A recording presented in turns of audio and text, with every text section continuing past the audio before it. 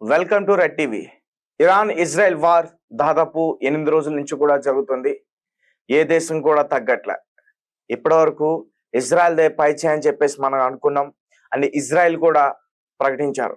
కానీ ప్రెసెంట్ తాజా వాతావరణం చూస్తుంటే, అక్కడ యుద్ధ వాతావరణం చూస్తుంటే ఇరాన్ దే పై చేయ అవకాశం పూర్తిగా కనిపిస్తా ఉంది. అండ్ ఈ యుద్ధం ఇంకొక 12 రోజులు ఇలాగే కొనసాగితే ఖచ్చితంగా ఇరాన్ పూర్తిగా ఇజ్రాయెల్ పైన గెలుపొందే అవకాశం అయితే నాకైతే ఉందనే అనిపిస్తుంది. అండ్ రీసెంట్ గా ఇరాన్ కొన్ని క్లస్టర్ బాంబ్స్ తో అటాక్ చేసింది ఇజ్రాయెల్స్ ని. ఎందుకంటే ఈ క్లస్టర్ బాంబ్స్ నిషేధించబడ్డాయి. దాదాపు 111 దేశాలు దీనికి అంగీకరించే నిషేధించడానికి, ఉత్పత్తి చేయడం కానీ, నిల్వ ఉంచడం కానీ, తయారు చేయడం కానీ, ఇతరులకి అమ్మడం కానీ ఇవేమీ చేయకుండా నిషేధించబడ్డాయి 2008లో. అయితే ఆ టైంలో ఇజ్రాయెల్ కావచ్చు, ఇరాన్ కావచ్చు, అమెరికా కావచ్చు, రష్యా కావచ్చు, ఉక్రెయిన్ కావచ్చు, ఇవేమి కూడా సంతకాలు చేయలేదు. అంటే నిషేధానికి అంగీకరించి చాలా దేశాలు కూడా సంతకాలు చేసి, అలాగే వాటితో పాటు 12 దేశానికి సంబంధించిన సంస్థలు కూడా సంతకాలు చేశాయి, నిల్వ ఉంచడం కానీ వాటిని ప్రయోగించడం కానీ చేయకూడదని చెప్పి. అయితే తాజాగా ఇజ్రాయెల్ పైన ఇప్పుడు ఏదైతే మనం చెప్పుకుంటున్నామో ఆ క్లస్టర్ బాంబ్తో అటాక్ చేయడం అయితే జరిగింది. కొన్ని ప్రాంతాలన్నీ కూడా ధ్వంసం అయిపోయినాయి. ఇప్పుడు ఇజ్రాయెల్ ఇరాన్ పైన చాలా తీవ్ర ఆగ్రహంతో ఉంది. ఎందుకంటే ఈ క్లస్టర్ బాంబ్స్ వల్ల సివిలియన్స్ కి ఎక్కువగా ఎఫెక్ట్ అయ్యే అవకాశం ఉంది. అంటే ఇజ్రాయెల్లో ఉండే ప్రజా పౌరులు ఎవరైతే ఉన్నారో, సాధారణ పౌరులు, సో వాళ్ళు ఖచ్చితంగా ఈ బాంబు బ్లాస్ట్లు అయితే వాళ్ళు చనిపోయే అవకాశం కూడా ఉంటుంది. ఈ బాంబ్ గురించి ఖచ్చితంగా మనం చెప్పుకోవాలి. ఎందుకంటే ఈ క్లస్టర్ బాంబ్ అనేది ఇప్పుడు మనం మిసైల్స్ చూస్తున్నాం. ఇప్పుడు బాలిస్టిక్ మిసైల్స్ కావచ్చు, లేదంటే మన దగ్గర ఉన్న బ్రహ్మోస్ మిసైల్స్ కావచ్చు. ఆ బాంబు షేప్ ఎలా ఉంటుంది, ఆ మిసైల్ షేప్ ఎలా ఉంటుందో మనకి క్లియర్ గా అర్థమవుతుంది. ఒక టార్గెట్ ని ఫిక్స్ చేసి దాన్ని లాంచ్ చేస్తారు. అయితే ఈ క్లస్టర్ బాంబ్ ప్రత్యేకతలు ఏంటంటే, ఈ క్లస్టర్ బాంబ్ లో మరికొన్ని బాంబులు అమర్చే అవకాశం కూడా ఉంటుంది. అండ్ ఇది ఎప్పుడైతే ఎయిర్ లో ఉంటుందో రిమోట్ కంట్రోలింగ్ ద్వారా, లేదంటే ఒక టెక్నాలజీ యూజ్ చేసి ఒక సాఫ్ట్వేర్ ద్వారా కూడా వాటిని ఆపరేట్ చేయొచ్చు. ఇలా ఎయిర్ లో ఎప్పుడైతే ఉందో, ఎయిర్ లో ఉన్నప్పుడు అవి విడిపోతాయి అన్నమాట. విడిపోయి ఏవైతే టార్గెట్ చేసుకునే కొన్ని ప్రాంతాలకి అక్కడికి వెళ్ళి పడతాయి. పడిన తర్వాత బ్లాస్ట్ అవుతాయా? కావు. కొన్ని రోజులకు కావచ్చు, కొన్ని నెలలకు కావచ్చు. అండ్ ఒక్కసారి అది లాంచ్ చేసిన తర్వాత ఎగ్జాక్ట్ గా టార్గెట్కి వెళ్ళిపోతుంది, లొకేషన్ లో ఉండిపోతుంది. సో దాని తర్వాత అది బ్లాస్ట్ కాదు. ఎప్పుడు బ్లాస్ట్ అవుతుందో, ఎలా బ్లాస్ట్ అవుతుందో కూడా తెలియదు.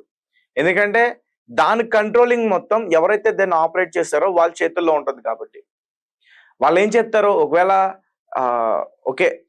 ఇరు దేశాలకి యుద్ధం జరుగుతుంది, కాల్పుల విరామానికి వచ్చేసారు, శాంతి చర్చలకు కూర్చున్నారు.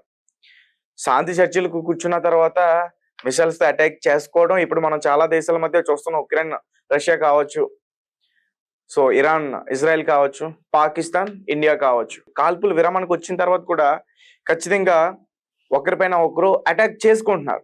అలా అని చెప్పి నమ్మి ఆ బాంబ్ దగ్గరికి వెళ్ళి దాన్ని అక్కడి నుంచి తొలగించేందుకు ప్రయత్నిస్తే మాత్రం తీవ్ర నష్టాన్ని ఖచ్చితంగా ఎదుర్కోవచ్చు. ఇప్పుడు తాజాగా ఇజ్రాయెల్లో అట్లాంటి పరిస్థితే నెలకొంది. ముఖ్యంగా టెల్ అవనీ ప్రాంతం దగ్గర, అజోర్ అనే పట్టణం దగ్గర ఇది ఒకటి వెళ్ళి పడింది బాంబు. ఒక ఇల్లు పూర్తిగా ధ్వంసం అయిపోయింది. ఒక 7గురు చనిపోయారంటూ కూడా చెప్తా ఉన్నారు. అండ్ దాదాపు ఇది 7 కిలోమీటర్ రేడియస్ లో ఒక 20 బాంబుల్ని వెదజల్లింది. ఆ గాల్లో విడిపోయి 8 కిలోమీటర్స్ రేడియస్ లో ఒక 20 బాంబులు కూడా వెదజల్లింది. అండ్ సరైన ఇన్ఫర్మేషన్ దీని గురించి రాలేదు. అంటే అసలు అందులో ఎన్ని బాంబులు ఉంటే ఇన్ని బాంబులు అమర్చే అవకాశం ఉంటుంది. సో దానివల్ల ప్రజలకు వచ్చే నష్టం ఏంటి అంటే, నార్మల్ గా ప్రజలు ఖచ్చితంగా బాంబ్ బ్లాస్ట్లు అయితే చనిపోతూ ఉంటారు. అండ్ ఇందులో అంటే ఏదైనా కెమికల్ యూజ్ చేసి ఇతర వేరే రకంగా ఏమైనా చేసే అవకాశాలు ఉంటాయా అనేది కూడా మనం ఖచ్చితంగా తెలుసుకునే ప్రయత్నం చేద్దాం. ఒకవేళ నేను దాని గురించి మరింత ఇన్ఫర్మేషన్ వస్తే నేను మళ్ళీ దీని గురించి ఖచ్చితంగా ఇంకో వీడియో చేసే ప్రయత్నం చేస్తాను. సో ఇంటర్నేషనల్ గా దీన్ని మొత్తం నిషేధించారు. అయినా సరే ఈరోజు కొన్ని దేశాలు వాటన్నిటిని కూడా అతిక్రమించి వాడుతున్నాయి. అందులో అమెరికా కావచ్చు. 2023లో కూడా అమెరికా రష్యాకి ఇవి అమ్మిందంటూ కూడా చెప్తా ఉన్నారు. అమ్మిన తర్వాత కెవి ఉక్రెయిన్ పైన కూడా ఆ బాంబులతో అటాక్ చేసిందని ఉక్రెయిన్ సంబంధించిన రక్షణ దళం కూడా దీని గురించి వెల్లడించడం జరుగుతుంది. సో ఏదేమైనప్పటికీ ఈ క్లస్టర్ బాంబ్ వల్ల చాలా నష్టం అయితే ఉంటుంది.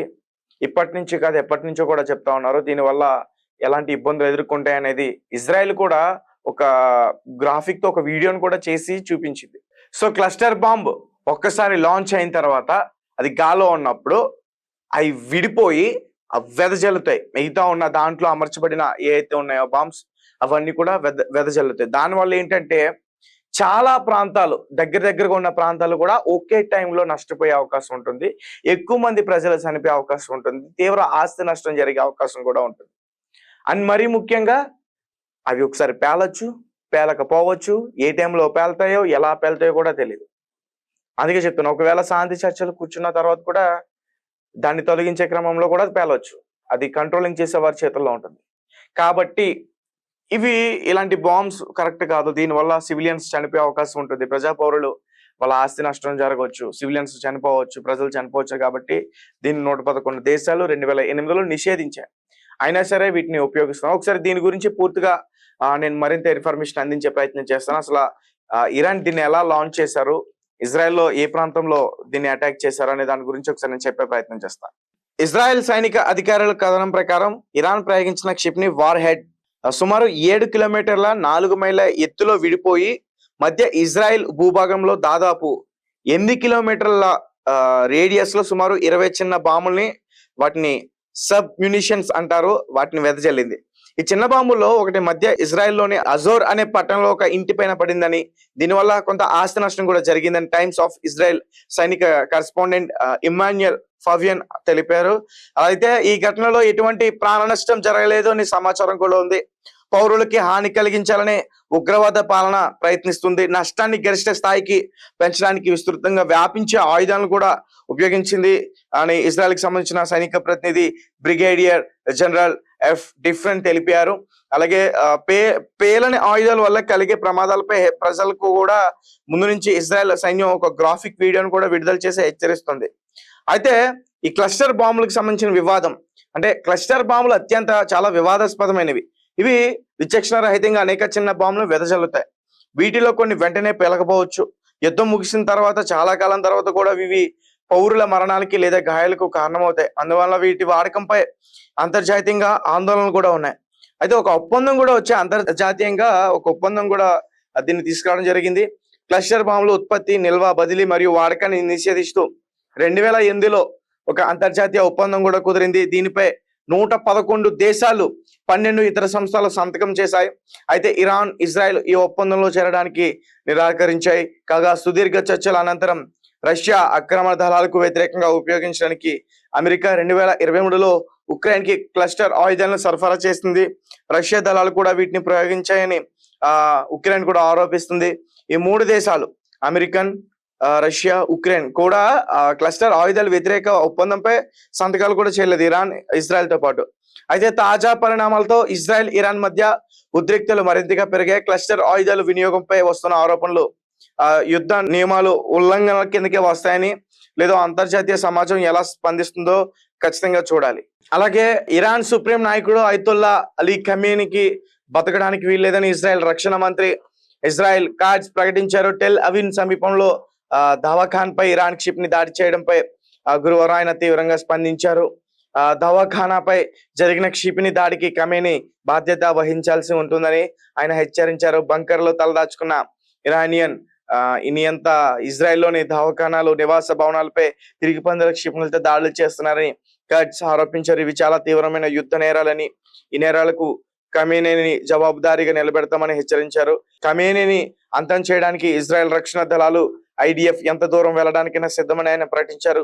ఖమేనీ పాలనకు అంతం చేసేందుకు, దాడులకు ఇంకా వేగవంతం చేసేందుకు ప్రధాని నెతన్యాహు ఐడిఎఫ్ ని ఆదేశించినట్లుగా కూడా ఆయన తెలియజేశారు. సో గైస్, చూసారు కదా ఈ క్లస్టర్ బాంబ్స్ వల్ల కలిగే తీవ్రమైన నష్టాలు. అందుకనే 111 దేశాలు దీన్ని నిషేధించాయి. అయినా సరే మరి ఇరాన్ ఇజ్రాయెల్ పైన ప్రయోగించిందా? ఇరు దేశాలు కూడా 2008లో నిషేధించడానికి అంగీకరించలేదు, సంతకం కూడా చేయలేదు.